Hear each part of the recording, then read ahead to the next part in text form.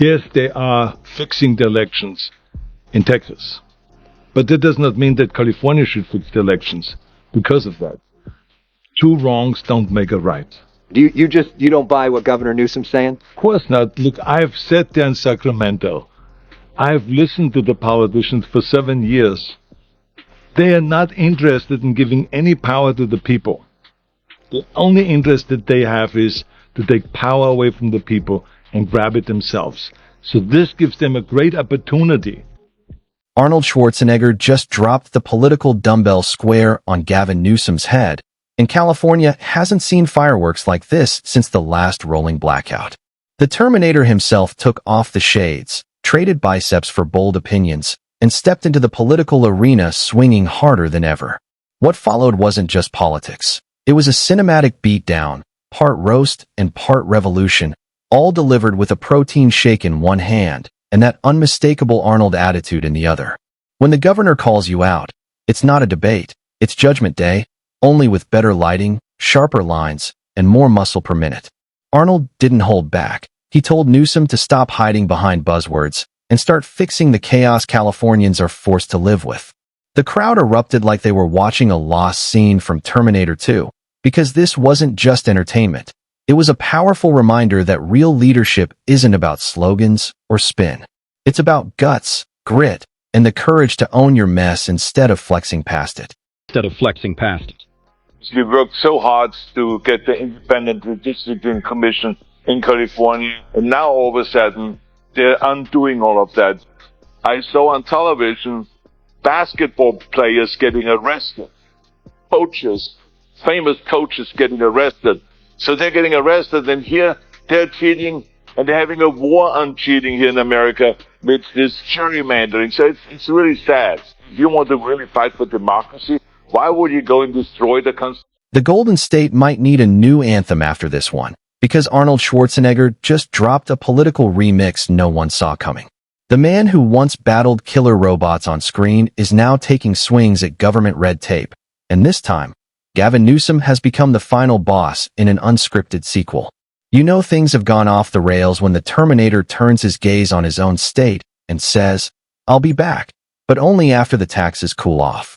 Because let's be honest, even a cyborg can't bench press California's inflation. This is what's going to happen. They will find an excuse. So therefore, I don't think it is temporary. So that's total fantasy. So the second thing is that you cannot cheat your way out of it. What they should do is, what the Democrats should do is they should outperform Trump. To me, it's all about competition creates performance. And so what they do is with the redistricting commission is they're going to go and try to draw the district lines in such a way that they get voted in no matter if they work well or not for the American people. So the American people get cheated on this whole thing. It's almost poetic. The Hollywood action hero turned governor turned global eco-warrior squaring off against a man whose hair looks like it's running its own campaign. You can practically feel the tension hanging in the air, thick with ego, ambition, and the unmistakable scent of expensive cologne mixed with a fog of broken promises drifting across California's fading sunshine. In terms of what should happen nationwide when it comes to redistricting? Well, first of all, in California, it's a big mistake to go and to dismantle and to basically kind of get rid of the independent redistricting commission under the auspices of we got to have more power than the Republicans. And we got to fight. Arnold didn't just call out Gavin. He went full blockbuster mode. You could almost picture him lighting a cigar, leaning back, and telling California it needs more muscle and a lot less red tape. When I was governor, by working together with the Democrats, by letting them know they're not the enemy, that I am a strong believer that if we want to go and make California successful, or America successful, we can do this the best possible way by having Democrats and Republicans work. The former governor, who once ruled California with charm, grit, and a steady supply of protein powder, has stepped back into the spotlight to give the current one a masterclass. And trust me, this showdown packs more drama than any Hollywood reboot could dream of. Gavin Newsom isn't just a politician anymore. He's a full-blown brand. His hair has more consistency than California's budget, and his speeches sound like TED Talks ghostwritten by a PR intern on an almond milk high. Meanwhile, it's Arnold who's bringing the real heat, calling out the state's political circus with the same no-nonsense energy he once used to run it, part gym coach, part governor, and all attitude, flashing that trademark "don't mess with me" grin. Get rid of our democratic principles. Imagine to fight for democracy and to get rid of your democratic principles. It doesn't make any sense. Nothing against Newsom. We don't have a fight over this at all. Yeah, because you guys met. What was that like when you guys met together? It was a wonderful meeting. He told me what he felt. I told him, I said, I totally get it, because this is what you need to do to be the leader of the party. I totally get it, but I'm not a party person, I said. I'm a people's person.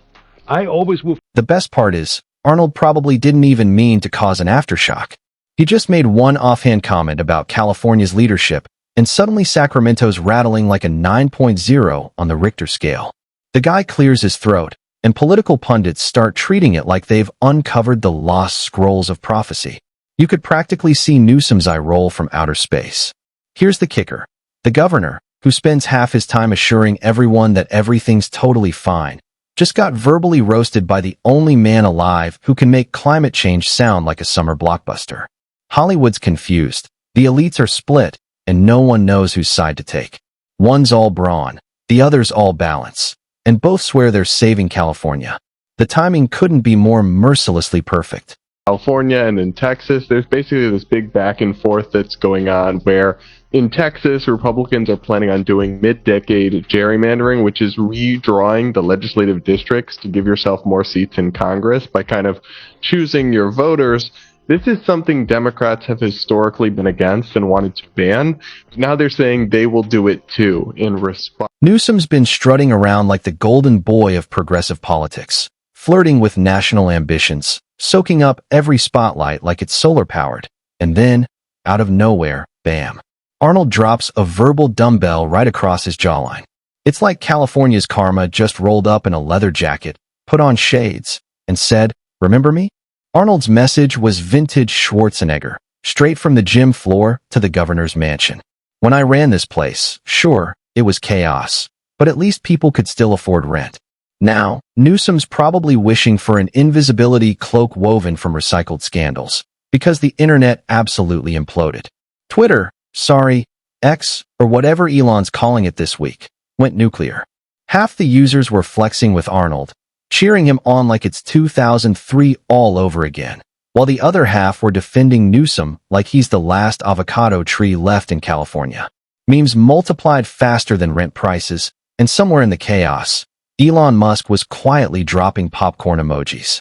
It's the perfect snapshot of California's split personality. One half looks like an action blockbuster, the other insists it's a feel-good documentary, all while the power grid flickers in the background.